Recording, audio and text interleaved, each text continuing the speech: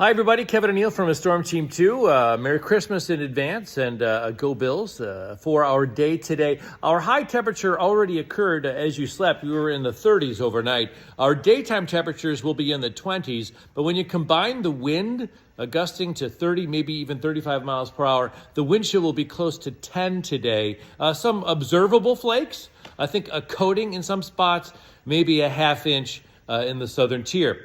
For our day tomorrow, no problem with the morning commute and for the afternoon commute as well. I think we're dry during the day. It's after dark Monday extending into Tuesday morning where there may be an inch, maybe a slushy inch of accumulation or so.